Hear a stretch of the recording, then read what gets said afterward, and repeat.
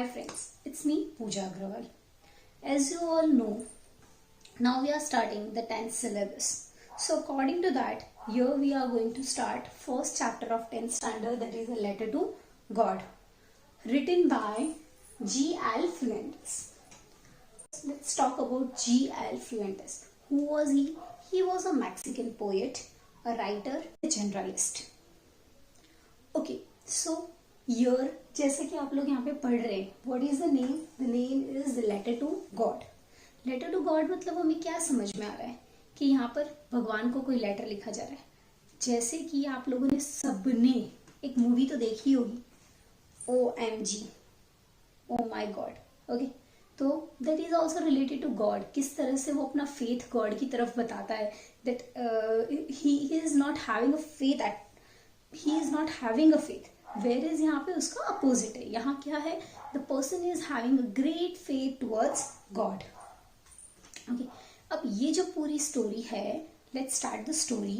so पूरी जो story है that is in a ironic form. हम लोग ऐसा उसको क्यों बोल रहे हैं that it is in a ironic form? क्योंकि लास्ट में कुछ ऐसे स्टेटमेंट्स आएंगे that proves that. okay, वो हमारे लिए अभी सस्पेंस है कि why it is ironic. okay, now let's start. यहाँ पर here we are having a character that is Lencho. Lencho is having a farm. उसका पूरा एक फार्म है. हम ऐसा समझ सकते हैं कि there is a valley area, okay, a hilly area is there. वो हिल के कहीं टॉप पे उसका घर है. He is having a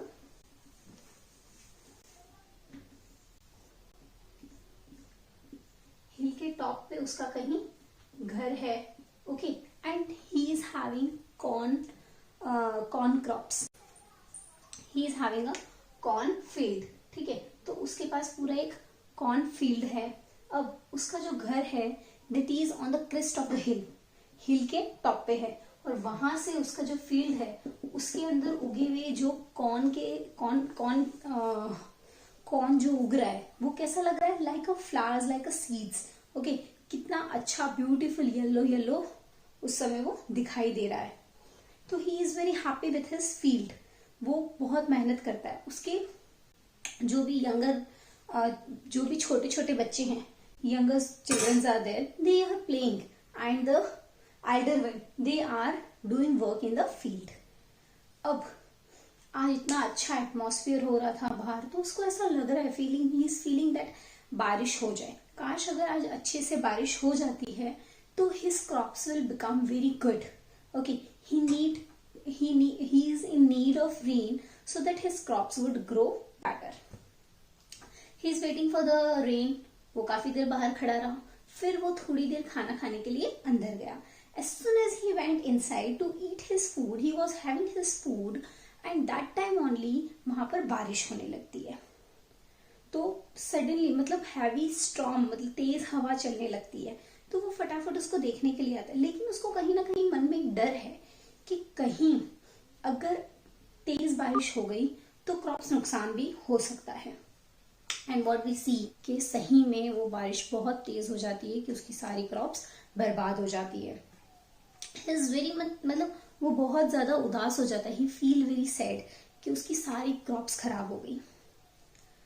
दूसरी तरफ उसके बच्चों को बहुत मजा आ रहा था, because they were enjoying the hell storms. उन्होंने बारिश देखी थी लेकिन ऐसे ओले गिरते नहीं देखे थे, तो दे वर एंजॉइंग दैट. अब वो जो हेल स्टॉर्म था उसके कारण उसकी जो पूरी फील्ड थी बर्बाद हो गई. वो पूरी फील्ड के ऊपर ऐसा लग रहा था जैसे एक सफेद चादर बिछ चुकी हो. ओके, और चादर ऑफ अ सॉल्ट. ठीक है, एक सफेद चादर, सॉल्ट की चादर बिछ चुकी हो. लेकिन उससे क्या हुआ? उसकी पूरी सीड्स खराब हो गई. वो बहुत ज्यादा टेंशन में आ गया, बिकॉज उसने पूरे साल जो मेहनत की थी, इतने टाइम तक की उसकी मेहनत पूरी बर्बाद हो चुकी थी. अब उसने क्या डिसाइड किया? That I will go and write a letter to the God. वो भगवान को लेटर लिखता है कि भगवान, आई नीड 100 pesos.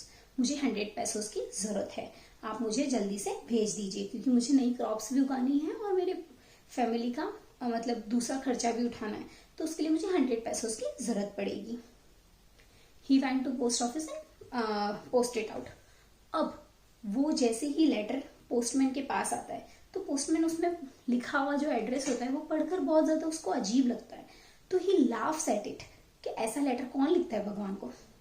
वो पोस्ट मास्टर के पास लेके जाता है। पोस्ट मास्टर ऑल्सो लाफ, लेकिन पोस्ट मास्टर थोड़ा काइंड हार्टेड होता है। उसको समझ में आता है कि नहीं, this person is having great faith towards God. उसको भगवान पर बहुत ज्यादा विश्वास है। काश मेरे अंदर भी भगवान के लिए इतना विश्वास होता, हमें इसका विश्वास टूटने नहीं देना चाहिए। सो दैट्स वाई वो अपने एम्प्लॉयज से और सबसे बात करता है, सबको बोलता है जिससे जितनी मदद हो सकती है प्लीज हेल्प हिम। और सब मिलकर पैसा कलेक्ट करते हैं, इवन वो भी अपनी सैलरी में से पैसा निकालता है।